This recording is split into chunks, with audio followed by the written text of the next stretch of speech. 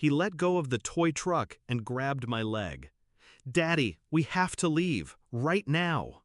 Words that didn't fit an afternoon at the park. No reason, no panic, just a pull, a grip that arrested my heart. I looked around, kids playing, laughter, sunshine on swings. "Why, buddy? What's wrong?" His finger trembled as he pointed to the ice cream truck. I followed his gaze and froze. The vendor stood behind the truck, face turned away, shifting weight, like they knew I was watching. Too deliberate. I crouched beside my son, voice low. "Let's go home, okay?" He nodded, eyes wide. Silent alarm roaring in his chest. I clutched his hand and walked backward, watching the vendor's reflection in the truck window. The man's gaze held mine, a flicker of recognition. Or threat. We exited the park without a word between us. By the car, I paused, hand on the door handle. One last glance. The vendor turned on the truck's engine, its bell jingling mockingly. At home, I buried us in routine. Lunch, nap, calm. But my smile was brittle. The ice cream bell haunted me. He didn't cry, but he asked, "Daddy, was that guy bad?" I said, "He was just tired." Truth hid behind lies for now. But I saw it, that flicker in my son's eyes. Trust fractured. That night, searching for answers, I found texts on my wife's phone. Date, the park day. She'd canceled lunch plans abruptly. New message, changed mind, going to the park, be back later. From someone named M, Milton, or Maria. Emptied playground? Missing context? I stared at the screen like it was telling me exactly what to do. Over the next week, I watched. Cameras at the park entrance, busier days, patterns. I learned who came, who left, who lingered by the truck. I traced M's number, untraceable, prepaid. Then I found something else. My wife's account had flagged a charge, a motel room, ironically near the park, same day. No exit to that motel from the park side. Someone walked. Just like the vendor did after he left. I didn't confront, I covered. I installed tracking on my son's backpack, GPS only. When she left the house after work, I'd see her path, home or park.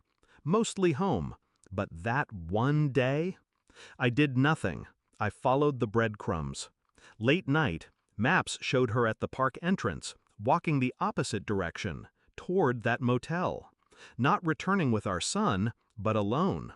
My phone buzzed, tracker pinged, her car in the motel lot. I drove there directly, waited in the car, cold engine, colder heart. Watching. Him and her through window glass. Touching, faces close, laughter quiet but clear. Inside, she spoke words I'll never forget. "It's just been lonely since." Her voice cracked, apology hidden within confession. I didn't watch more. I left quietly. At home, I waited, sat at the kitchen table when she walked in, keys in hand. She flinched when she saw me. I placed a folder in front of her quietly. Inside, motel receipt, GPS logs, park camera stills, motel room photo. She stared. Confession formed and died in her eyes. "Why?" she whispered. I answered only with the folder. Mourning. She expected confrontation, tears, forgiveness. I said neither. I told her I'd take the boy away. Except I didn't. Not yet. Instead, I left 2 envelopes on the hall table. One for temporary custody papers, signed by my attorney, filed, ready. The other for the park trust fund. I'd cut it in half. She could keep her share, but only if she left town. Far. She stood frozen. I said, "You can come to court, you can apologize, but he won't forget." She tried to plead, beg, explain. I didn't listen. I grabbed my son's backpack, leaving the envelopes behind. At the front door, I knelt beside him. He looked up, scared, tested. I said, "Let's go get ice cream. Just us." He nodded. I moved our lives. New apartment, new routine, No ice cream trucks near playgrounds. She sends me messages, promises, remorse. I read them all. Delete. No reconciliation. No turning back.